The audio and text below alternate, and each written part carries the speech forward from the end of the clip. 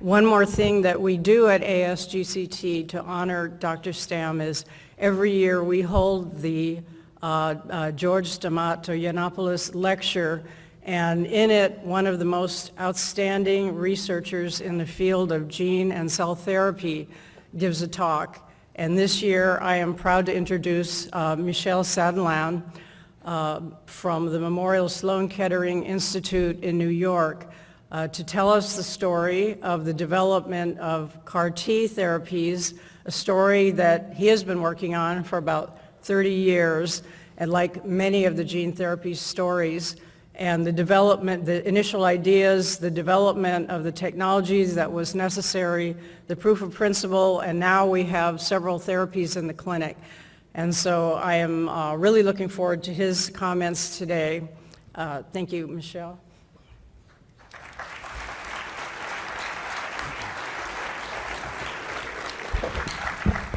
Okay. Thank you, Michel, for the invitation and the kind introduction. I realize the honor that it is to give this named lecture. Before starting, I too would like to express my admiration and gratitude for George's formidable contributions. George Stam was not only the founder of this society, he was also a luminary in the fields of medicine, hematology, and thalassemia. He was very demanding, and it wasn't always easy to meet his expectations. I know that firsthand for having endured for many years his critique, but later becoming a collaborator. And in fact, when the best globin vectors finally see the light of day, which hasn't happened yet, you will find his mark on them.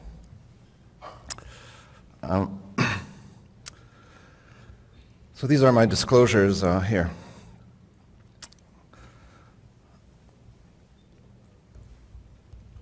Oncology has long sought to achieve safe and efficacious therapies and reckoned for some time that specificity of the intervention is key.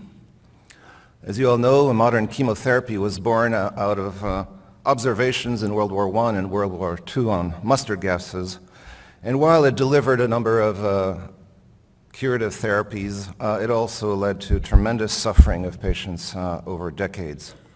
The field eventually evolved towards the design of small molecules that could offer the prospect for more specific interventions. It turns out that nature offers us a wonderful tool that is highly specific, and that's the adaptive immune response. Not only is it specific, but it's also long-acting in the form of memory responses. However, as I will discuss for the rest of this time, it is not always potent enough. And so T cells are born in the thymus from where they get the letter T, and where they rearrange the VDJ genes, creating this very large repertoire of T cell receptors that endow each and every T cell with a unique specificity. This repertoire, however, is edited in the thymus, where lymphocytes that bear autoreactivity in particular are eliminated. And so while this system provided to us by evolution is very well suited to fight infections and diminish the risk of autoimmunity, it is not ideal for cancer. And so some years ago, you said, Michel, 30 years ago, some of us formed the idea that perhaps this immune system needs some help, and that help could come in the form of genetic engineering. And here begins the story of CD19 CAR therapy.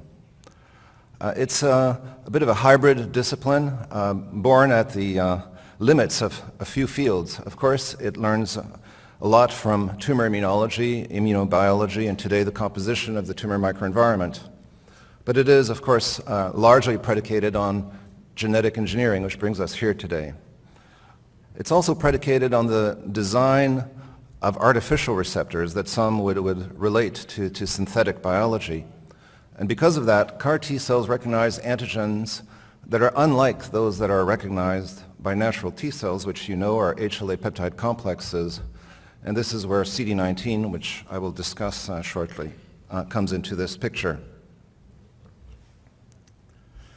So some years ago, during my PhD in immunology, I formed this desire to learn about gene transfer in order to modify T cells. And that led me to the Whitehead Institute at MIT. It took actually 3 years of work to get this figure that I've recovered that you see here. For the young people, yes, this is not this is before the advent of GFP. We used LAC-Z in those days, and we actually performed southern blots, as you see, to determine if we had successfully or not transduced a T cell. And this was the first report that you could transduce a primary T cell, in this case a mouse T cell, which I must say when it was presented at a World Congress of Immunology in 1992 elicited remarkably little interest. Since then, other members of the family of retroviruses have been co-opted to genetically modify T cells, in particular lentiviral vectors, and more recently transposons. All of these systems share two features. One of them is that they do work to transduce genes, and for example, CAR cDNAs into T cells. The other is that they result in semi-random integration and therefore result in gene variegation, and I shall come back to that later in this discussion. Another facet of the makings of CAR T cells was the design of suitable receptors to repurpose and eventually reprogram T cells. Hard to say exactly when the story begins, but I'll start it here in panel A with the cloning of the zeta chain of the CD3 complex, which is the signaling moiety of the T cell receptor.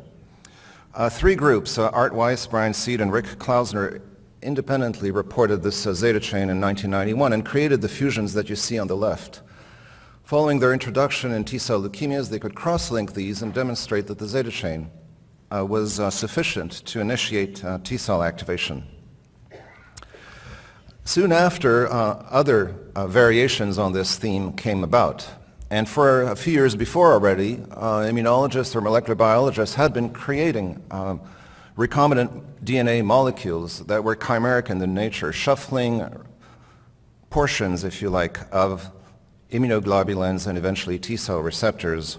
And so in this middle panel, you see two reports from 1993, where Zelig Eshar in Israel and Thomas Brocker in Finland reported these zeta chain fusions, shown in panel B, which I hope will come back, which is again a zeta chain fusion that can now be rendered specific for any cell surface molecule of interest. Because we had the ability to introduce genes in primary T cells at the time, we soon reckoned that these zeta chain molecules were rather deficient in enabling the sustained expansion of genetically modified T cells. So we started studying chimeric costimulatory receptors, which you see were reported in late 1990s, showing that, for example, we could recreate a CD28-like, a costimulatory signal in a T cell upon its binding to an antigen, in this case the GD2 ganglioside.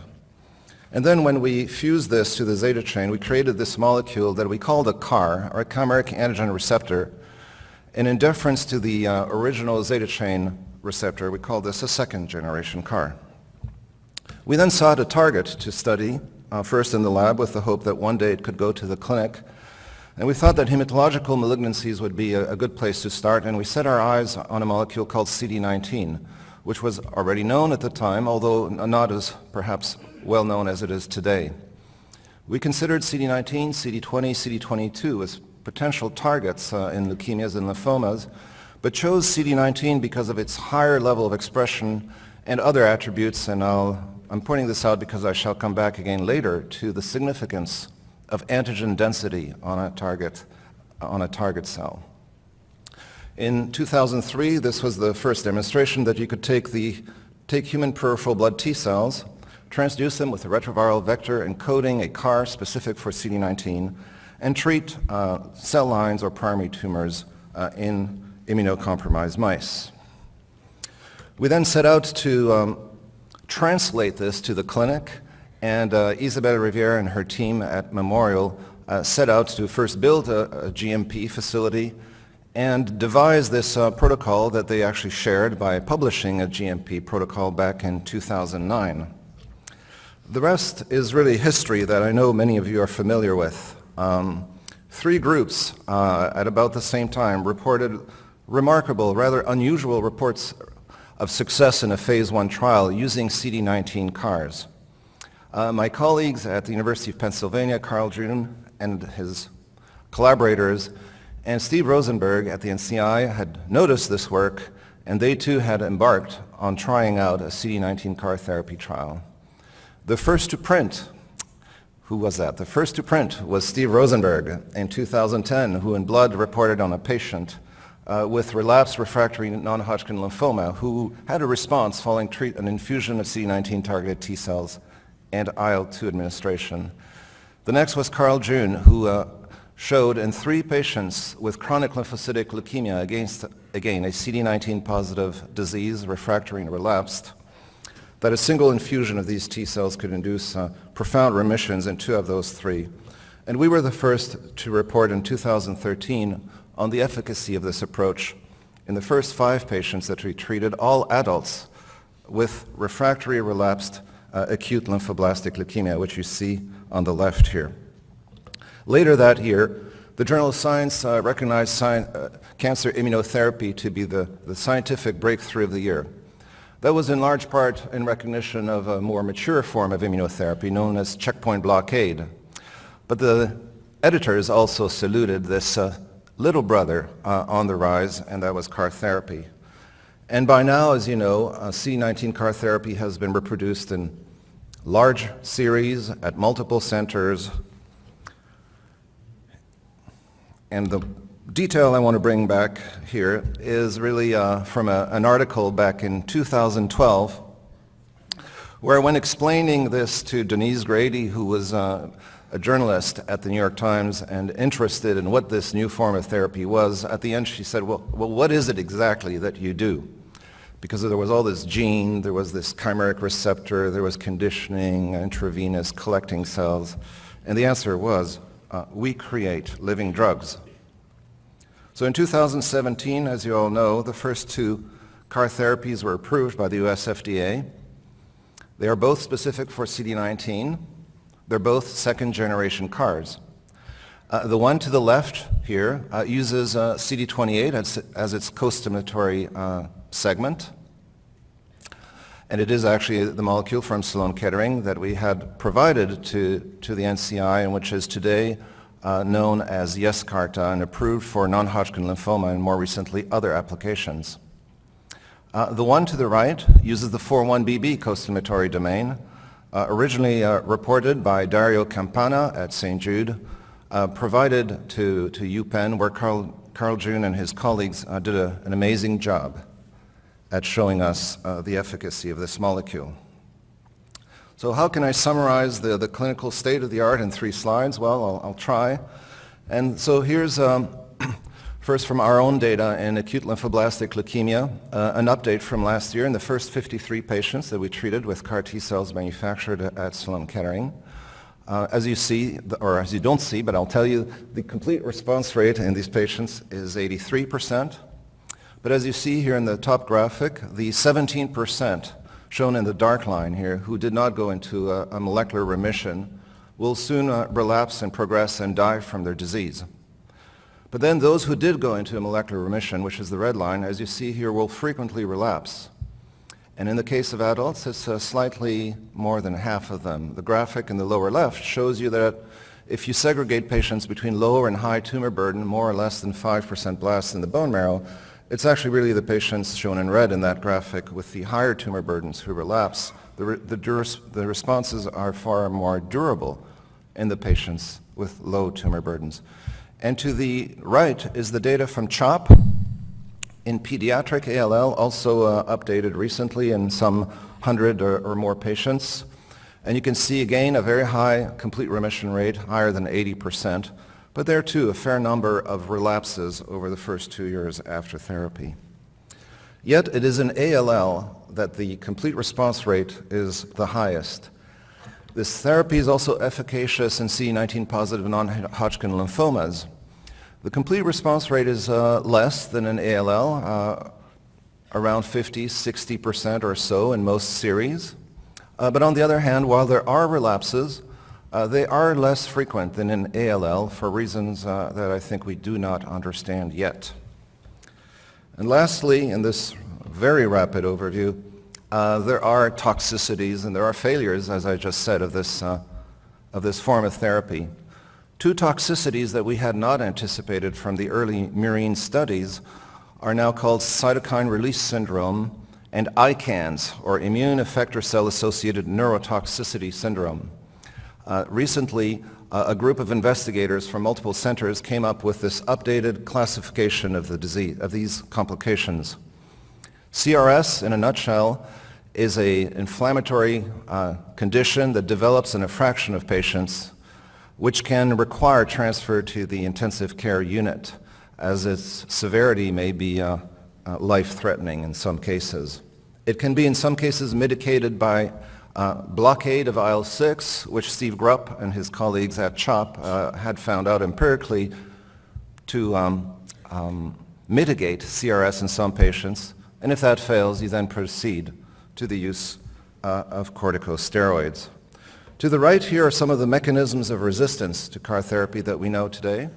The T cell function, of course, itself can be defective. This may predate the transduction of T cells with CARs, which seems to be the case in a number of patients with chronic lymphocytic leukemia, for example. And then, of course, it can settle into the T cells after the genetic modification of the CAR in the form of declining function, known also as T cell exhaustion. There's microenvironmental suppression exerted by the tumor that can also, like for all T cells, downregulate their functions, and some of the actors have been recently identified: PD-L1, TGF-beta, Fas ligand. And lastly, the clinical problem that we confront is that of antigen escape, of which there are two main flavors. The escape may be either antigen negative, that is a cell that completely lacks expression of any CD19, and several mechanisms have been uncovered.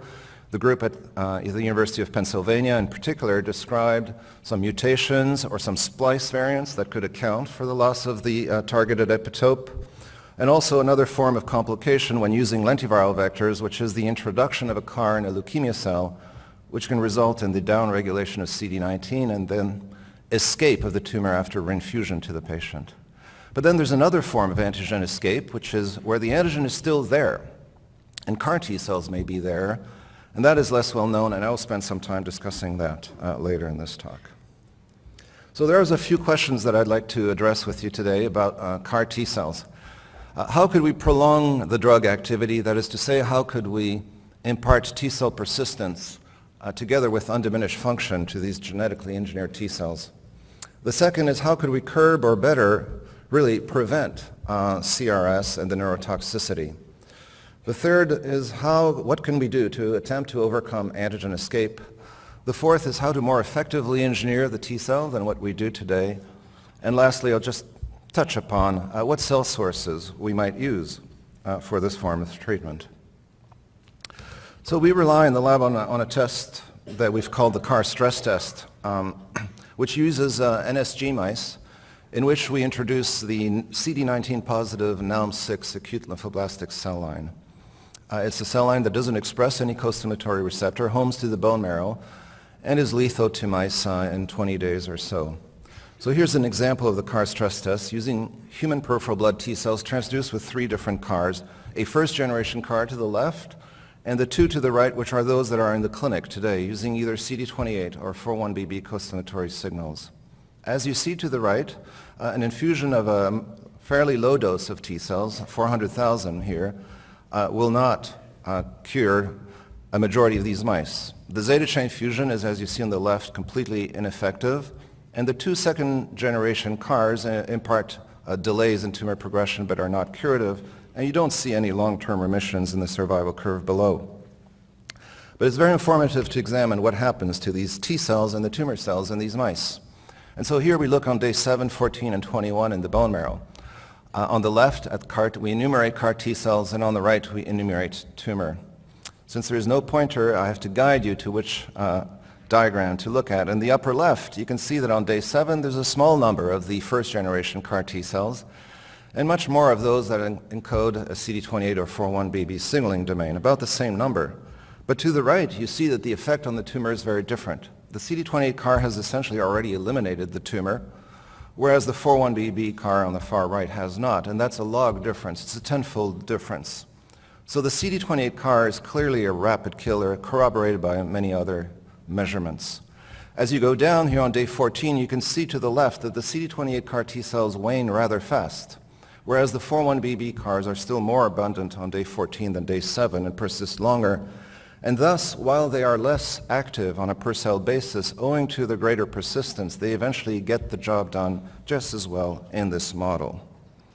So we learned a lot from this, and one of the things you might think is that you could either improve a CD28 CAR by increasing its persistence, or improve a BBZ-based CAR by improving its effector functions. And we chose to pursue the former. So again, on the upper left here is the normal configuration of these molecules. The T-cell receptor CD3 complex there shows you the 2 zeta chains in green, and they are part of a complex with gamma, delta, and epsilon chains that also encode additional ITAMs. ITAMs are the functional subunits that are well known in immunology to initiate T-cell activation, and there are 3 of those in every ITAM. Once the T-cell receptor binds to HLA peptide complexes, CD28, which you see to the far left, is recruited, typically at a ratio of 3:1, and this initiates T-cell responses. So to the right, you see the CAR. So first of all, you can see that the stoichiometry is different. It's 1:1 through the covalent bond between the 2 signaling domains. The temporality is also altered since CD28 is there from the very beginning. And furthermore, we know from a lot of literature, in the mouse in particular, that the signals emanating from the CD28 costimulatory receptor and the zeta chain largely overlap. And so we started wondering if perhaps there was excessive signaling through this type of CAR. And so to the right here are a few mutants that we've evaluated in which we mutate and inactivate some of the ITAMs in the zeta portion of the CAR. So below the wild type at the top there, you see below 1XX, where ITAM 1 is functional and ITAMs 2 and 3 are inactivated. At the very bottom, or next to it, you then see XX3, where the first 2 ITAMs are inactivated, leaving only the more distal ITAM to be functional. Below you see a very rigorous comparison again of these CAR T cells, the exact same number, same level of expression of the CAR, same donor of course, in the CAR stress test. This is a dose where the 28Z CAR is borderline, you see induces some tumor delays. You see that the XX3 CAR is unable to control tumors. There's a transient response and then all mice relapse. To the far right you see the other extreme with 1XX. Where there is tumor progression, as there should be in this model at first, because it's a low dose of T cells, and then all the T cells expand, and obviously they need to remain functional to catch up to the leukemia and eliminate it. So clearly 1XX is superior to the wild type and other ITAM variants. Why might that be? Well, again, we examined the mice, and in the upper left quadrant there, you see cell counts 17 days after T cell infusion. To the far left is the number of T cells with the wild type 28Z CAR, and then next to it you see the 1XX and XX3 CAR T cells. They are more abundant, although not enormously more abundant. The most abundant is the XX3, which you recall is not effective, meaning it's not just about making more T cells that matters. But the 1XX is only a little more abundant than 28Z, and we didn't think that would account for its superior therapeutic activity. And to the lower right now, you see when looking for evidence of exhaustion in these T cells, we see that in the CAR T cells bearing 3 ITAMs, the wild type 28Z CAR, you can see that about 20% or so of these cells are already exhausted, whereas the process of exhaustion has not yet begun in cells expressing the 1XX or XX3 variants. So this was published earlier this year, so I won't give you all the biology that might account for this, except for this point. So in this experiment, we asked whether the 1XX generated memory T cells, as was evidenced by the data that I just didn't show you, and wondered what was going on with XX3 and the wild-type classic CAR. So drawing on the data of Luca Gattinoni from the NCI, we first reproduced his data that provides RNA signatures of different T cell subsets. That's the panel, the heat map on the left. And to the first group on the left are effector T cells. And what's in red there are effector genes, and what's in blue below are memory genes. And you see there the signature of an effector cell. To the far right of that panel, you see naive T cells, and there all the memory programs, as you see, are on and the effector functions are off. And in the middle is a T cell subset that they were characterizing at the time that they named a stem cell-like memory T cell, which you see has a bit of a hybrid molecule. So that was reproduced from their data by purifying these subsets from human peripheral blood T cells. Now to the right is our experimental data. So we start from human peripheral blood T cells, purify the naive T cell subset, introduce the CARs at the track locus through gene editing, which I'll come to in a minute, such that every T cell has a single copy of the CAR under the control of the same promoter, and then expose them to antigen, and a few days later extract their RNA. And what do we see? Well, on the left is the 28Z CAR with its 3 ITAMs. You see strikingly similar to the effector cell and fitting so well with animal models and clinical studies. It's a powerful cell that has shut off its memory programs. To the right is the XX3 variant, which has never gone to the clinic, but in the mouse, you remember these cells happily expand, but cannot eliminate the tumor, and indeed their effector functions are not on. And in the middle is the 1XX CAR design, which is strong enough to turn on the effector functions, but not so strong as to shut off the memory program. Another aspect of the work that bears on exhaustion comes not from the design of CARs, but from genetic engineering strategies. And like I think almost everyone in this room, we marvel at the advances with TALENs made possible by TALENs and CRISPR-Cas9s and others. So when these tools became available, we could ask the question of what importance does it make where you introduce the CAR cDNA in the human T cell genome. And there was one site that we were interested in particular, known as TRAC, which encodes the alpha chain of the T cell receptor. The construct you see here, the second line, is the donor DNA that encodes this 28Z-based CAR that we target to that exon shown above with the guide RNA in the TRAC locus. The important detail of this donor sequence is that it does not encode a promoter or enhancer. We are therefore placing the cDNA under the control of the endogenous promoter enhancer. And what you see below is one of these CAR stress tests again in the NALM-6 model. So I'll go first to the third line from the top, and that's the conventional CAR T cells of the kind that we and other academic centers and many companies generate today. You can see in those 3 groups of studies there, at those 3 T cell doses of 200,000 CAR T cells or less, that at that dose, this CAR T cell is ineffective. If you move up 2 lines, you can see that in contrast, the TRAC-edited CAR T cell is active.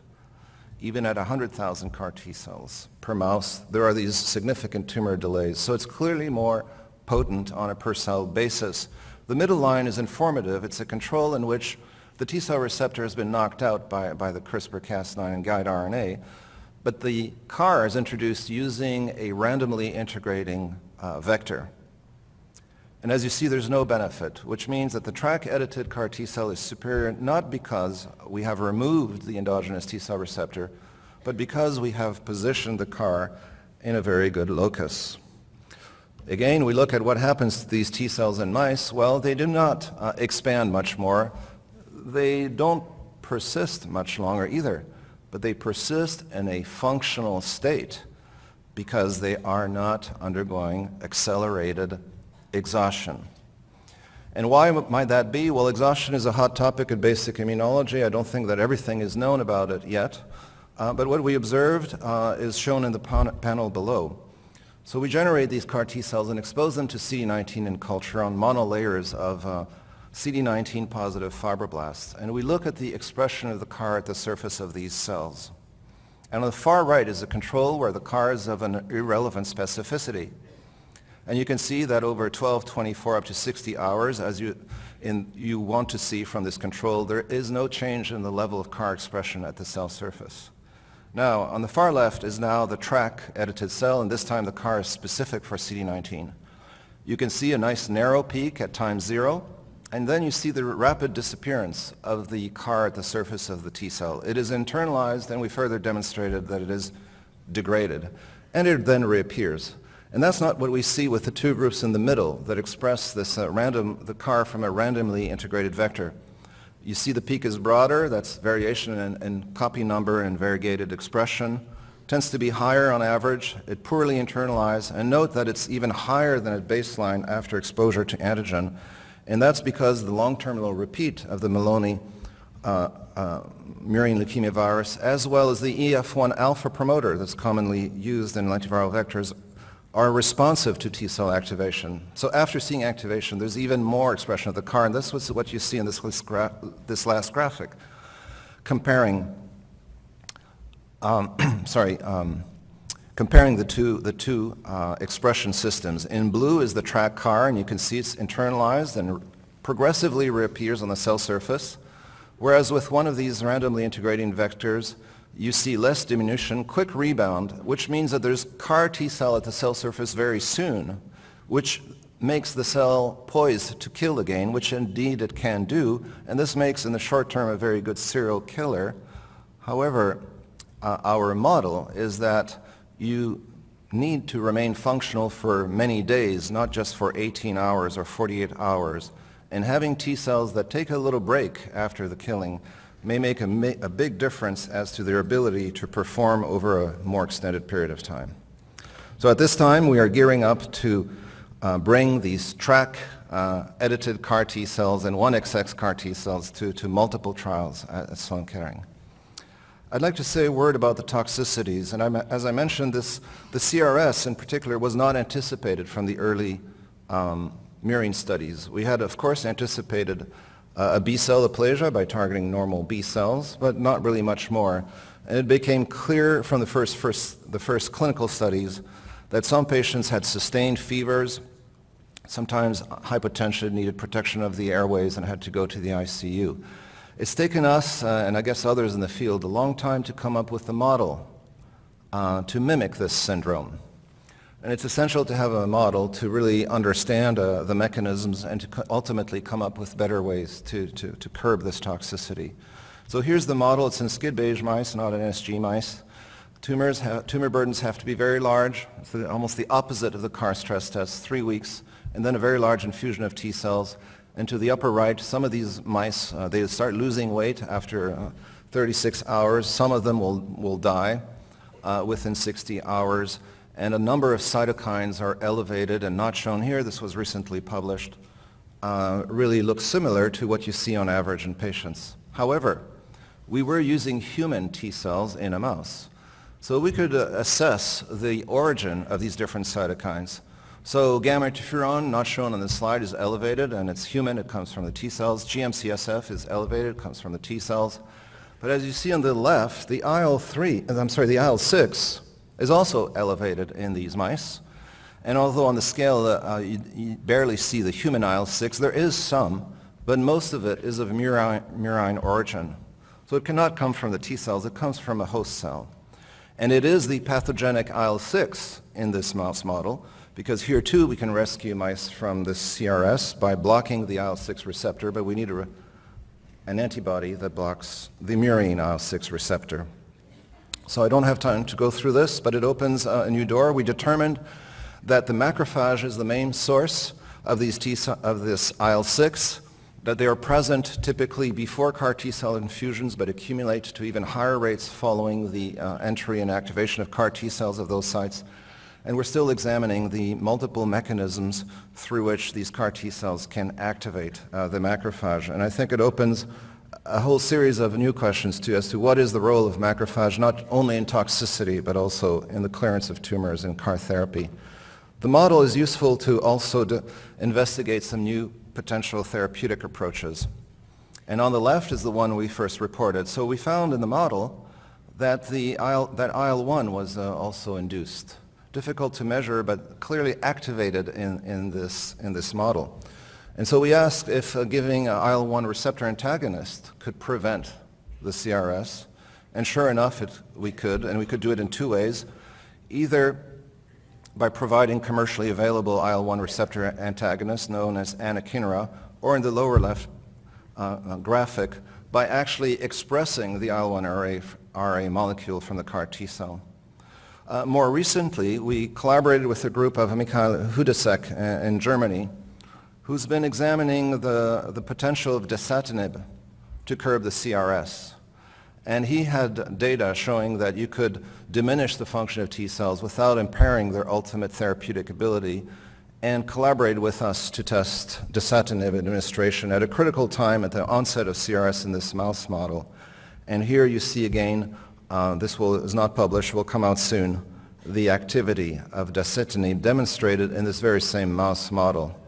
And to the right are data from a recently published paper by Zhu and C. Chen from Beijing and Los Angeles, where they reported the activity of a new CAR. It's a 4-1BB based CAR, CAR 86 that you see here, in which they modified the transmembrane domain, diminishing the potency, if you like, of that CAR, which resulted, they showed, in diminished output of cytokines, and using again the same model that we just described, which is highlighted here.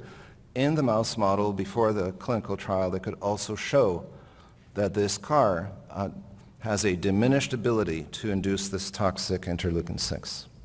How can we overcome antigen escape?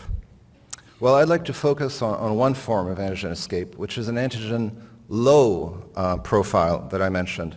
It's been reported in numerous trials with CD19 CAR therapy, more frequently perhaps so far in CAR therapy targeting CD22 or BCMA. The explanation for that is not as clear-cut as a null variant where you can identify, for example, a mutation that explains the absence. So we went back to our favorite assay system, and this again is the CAR stress test, and we're now introducing in the NALM-6 model these 1928Z and 4-1BB based CAR T cells at low doses. Again, at 1 million CAR T cells per mouse, you see you can cure all the mice. As you go to that lower dose, at 1.2 times 10 to the 5 CAR T cells per mouse, you start seeing these relapses that you see to the right. And so we started examining these relapses. So first here are the T cells. Are they still present at the time of relapse between day 30 and 70 in these mice? Well, the 28Z CARs, as you see in this graphic, are hard to find, as we expected and know from their limited longevity. But the 4-1BB CARs cells are there. However, as you see from the EOMS-Tbet ratio and again the co-expression of PD-1, LAG3, and TIM3, these cells are largely exhausted, which would make sense then that the T cells are there, but they're exhausted, and the tumor, as you see above, is progressing. Now, let's look at the tumor. On the right here, you see the expression of CD19. So there's about 10,000 molecules per cell of CD19 in NALM-6, and that's what you see in the black dots in an untreated mouse. And to the left is those three CD28 relapses, and as you see, they have a wild-type baseline level of expression of 10,000. And our explanation for that is that the T cells killed a large number of tumors initially, then the T cells disappeared, and those tumor cells that had not been killed relapsed without any immune pressure and have 10,000 molecules per cell. But in the middle there, you see that the 4-1BB CAR T cells have a decreased level of CD19, ranging from close to 0 to 4,000 or 5,000 molecules per cell. And if you now go to the left, you can see that this isn't just at the time of relapse. In other experiments with new mice, we can see that at day 14, for example, CD19 has already diminished. So what is happening here? Well, we looked a bit for mutations. We looked at the RNA level for sure and found that it was no different, the mRNA encoding CD19 in these day 14 poised to relapse NALM-6 lines. But then the important simple observation that shed light on this is shown here. If we take these cells from these mice and reculture them in the absence of T cells, within a week or so, CD19 comes back to the surface. So the loss is post-transcriptional because mRNA is unchanged and dependent on the presence of T cells. So we asked ourselves if this could be trogocytosis induced by the T cell. And so we created a CD19 negative variant and reintroduced in NALM6 a CD19 M-cherry fusion protein with M-cherry in the cytoplasmic tail. Co-incubate with CAR T cells, and as you see in these upper right graphics, very soon after, CD19 starts diminishing on the surface of leukemia, and you see CD19 now appearing on the surface of CAR T cells. To really confirm trogocytosis, please put the slides back on, and satisfy a reviewer, we performed a different type of assay using proteomics. So in this case, we incubate for a week the NALM6 with heavy amino acids and keep the CAR T cells with normal light amino acids. Perform the same co-incubation assay, cell sort the trogocytosis M-cherry positive CAR T cells from the negative, and perform quantitative mass spectrometry. And what do we see? It's the heat map on the right. So in NALM6 there's lots of CD19, and it confirms that you see all this CD19 multiple peptides in the trogocytic T cells. And we find lots of other proteins. These T cells are not just grabbing CD19. One that we mention here is CD81, which is known to be associated with CD19 and present in NALM6, and there it is. You see that it too has now been transferred actively to the T cell. CD22, which is not associated with CD19, is not.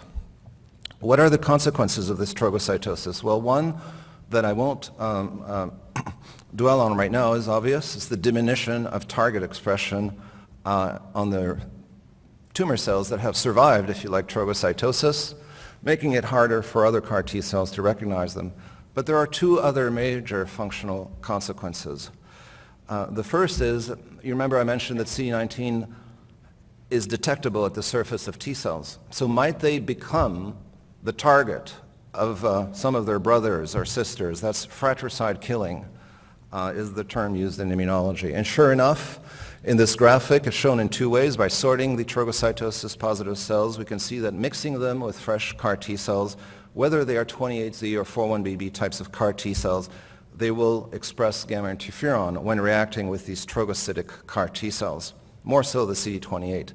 And the lower experiment is a genetic experiment in which we now express CD19 genetically at a low level in CAR T cells and perform a classic cytotoxicity assays, and you can see the CAR T cells can kill CD19 positive T cells very well. So this is a new mechanism that may contribute to limiting the activity or lifespan of CAR T cells. And the other one is when it becomes apparent when you follow for a few days the function of T cells that have recently trogocytosed antigen. And what you see here is that if you just culture them for a few days, those that have taken up CD19 will eventually undergo exhaustion. And so we think, but have not yet shown, that this CAR and antigen molecule, which was on the cell surface and then is found in the T cell for several days, continues to signal and may contribute to the exhaustion of T cells.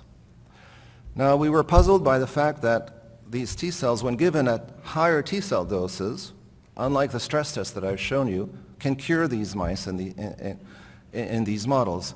And so we started looking at what happens to these CAR T cells in single wells. So in this assay here, we now have one NALM6 cell and one CAR T cell. And we are measuring the probability that the CAR T cell will kill the leukemia over 24 hours. That's the first little histogram. And you can see death occurs in 60% of the wells with the 28Z CAR and a bit less, 40% with the BBZ CAR T cell. That is very consistent with the lesser effector functions of 41BB CAR T cells. And the next graphic to the right shows you the time to killing. It is indeed faster on average with the 28Z CAR than a 41BB CAR. What the graphics on the right show is that the 41BB CARs are not at all impaired in binding to the target. It's the same as CFV on both CARs, and in fact they bind there for a long time. It's just that the probability of killing following binding is less. So what happens now if you have two CAR T cells per well? Well, there's more killing, as you see in the first graphic, but 28Z goes up to 80%, and 41BB goes up, but much more. It started from 40 and goes up to 80%. And if you do the math, which in that little formula that's boxed there, if you calculate the expected probability that having now T cells, the CAR T cells would, the tumor cell would be killed over this 24-hour time span, you find for that, for 28Z CAR, it's just because you have more cells, but for the 41BB, there's more killing than you would expect. And to the right, what we show is we start seeing more and more of these events where there are now two CAR T cells bound to the same leukemia cell. And furthermore, the time to killing, which is shown in the far right, is shortened following binding of the second CAR T cell, which means that while the first one had not killed, but remained bound, it made it easier for the cytotoxicity to occur once the second cell had bound. And so we looked in the literature in PubMed, and we didn't find any evidence for this, so we had to look beyond, and we looked further in nature, and I'm happy to say that we did find other examples of cooperative killing, as you see here. And so we think that this in vitro phenomenon, which we still are yet to demonstrate in vivo, may be important, and we think it may be important in immunotherapy beyond this, where perhaps polyclonal or T-cell receptor-mediated responses of low affinity may perhaps sometimes also operate in a cooperative fashion. Now, what can we do to prevent this form of antigen escape? Well, first we asked if we can retreat these mice that are going to relapse following an administration of a low T-cell dose and that are undergoing this trogocytic reduction of target antigen density.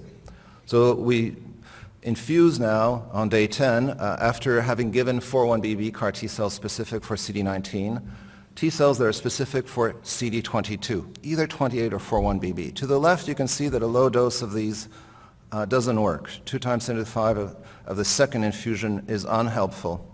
If you give more CAR T-cells, this time 1 million, that's the graph to the right, now you can see that the CD22, which is not as powerful as the CD19 CAR, starts to work, and that the 28 does, as you would expect by now, a better job than the BB. But that's an attempt to rescue these mice. Could we devise a therapy where we diminish upfront the risk of this trogocytic escape? So we introduced the two CARs in the same T cell. And as you see below, if you do that, one targeting CD19, one targeting CD22, you can be very effective, again, at this low dose of T cells. If you use the BBZ CAR, or rather than the 28 CAR, that's shown on the right, you have to be careful at what CD19 CAR you pair it with. As you can see in the orange and green lines here, if you mismatch the costimulatory domains, you'll have far greater activity. What happens if we further reduce the number of target molecules on these NALM6 lines? If we drop CD19 to 5,000 molecules per cell, I won't go through the details. This is for perhaps the aficionados. There's no time here. But what you get is the principle here that if you need to pair appropriately the right signaling domain to the right CAR, and there are conditions then where you can get survival. And to the right, it shows you that if you don't have the right combinations of CARs and costimulatory signals, when the antigen densities are low, you may run into that kind of trouble that you see in the lower right graphic. How to more effectively engineer the T cell? Well, I already alluded to the power of gene editing. And really, as you saw, the TRAC targeting really generates a much more powerful cell. Now, retroviral, antiviral vectors, and transposon remain our allies. They do work very well. But if you want to make the best possible T cell, clearly, how to express the CAR matters enormously.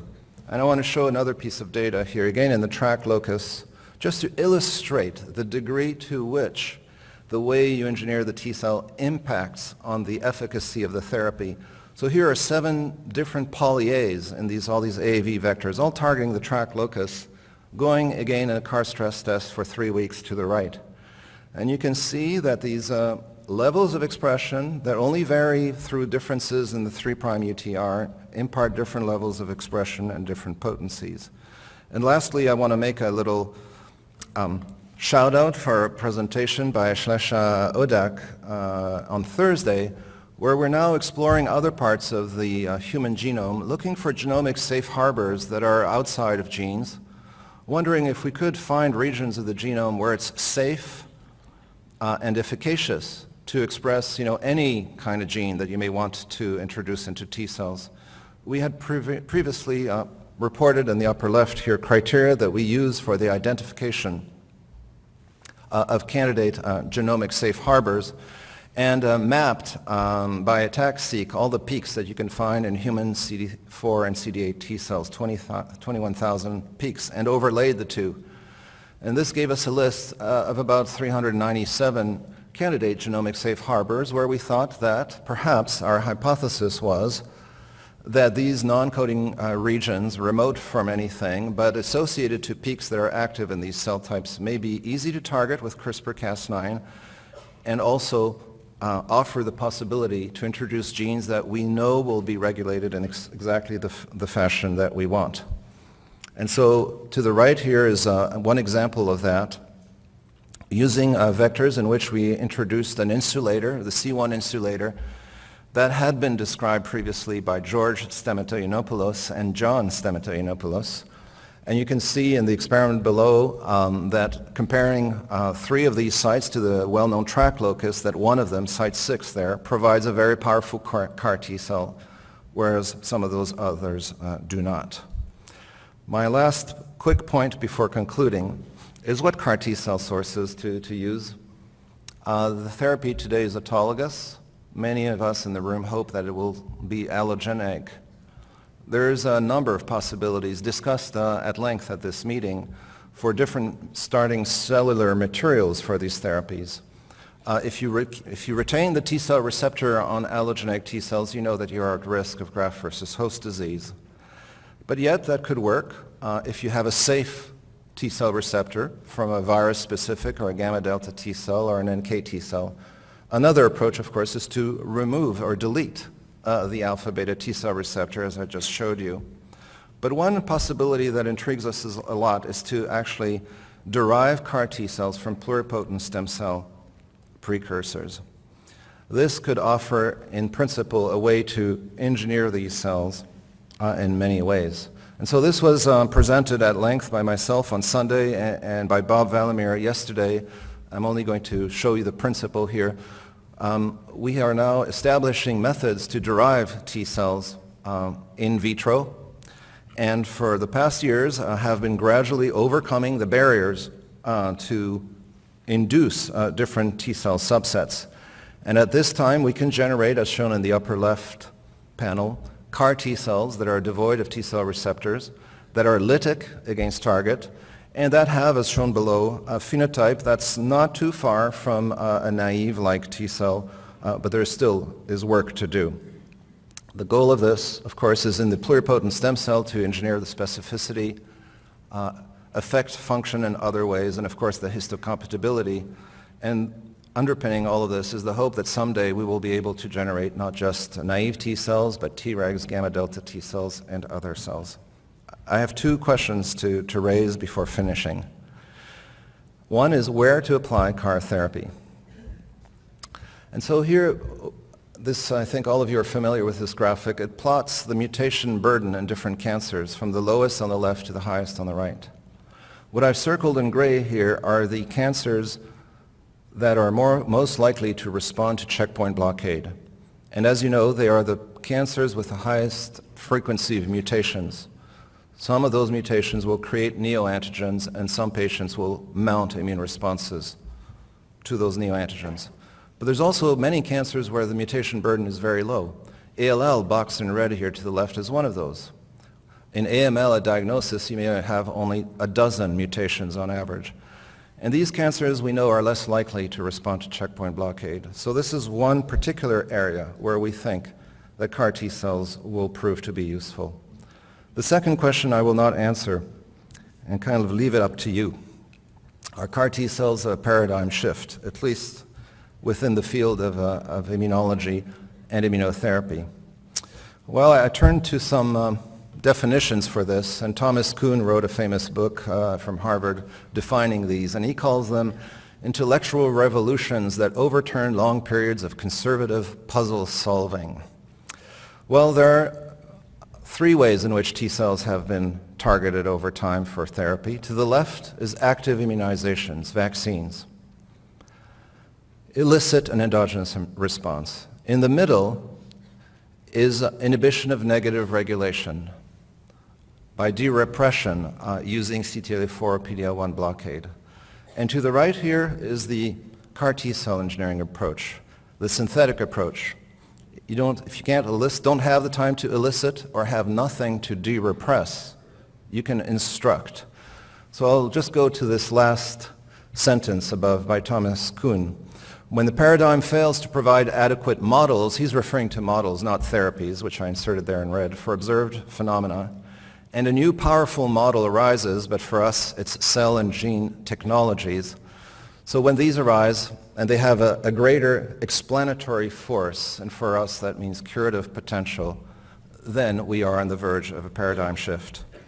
I believe that there are many in this room who in the years to come will generate such paradigm shifts, and I believe that George Stamm, who I'm sure is listening, will be looking at your work in the next years. To finish, I want to just highlight the brave, not only the intelligent people that joined my lab over the years, but the brave people. And I say brave because they were told so many times that to work on engineering T cells was really a waste of their time.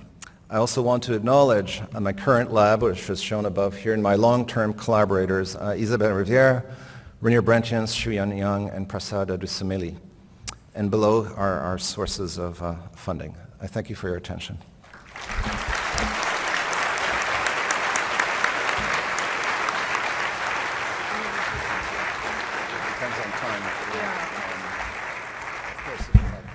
We have a minute for questions if anyone would like to ask a question. I think there's a microphone in the center aisle.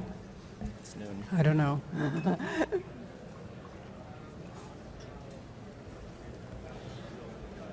I think not. Okay, maybe not. So thank you, Michel, for a great talk.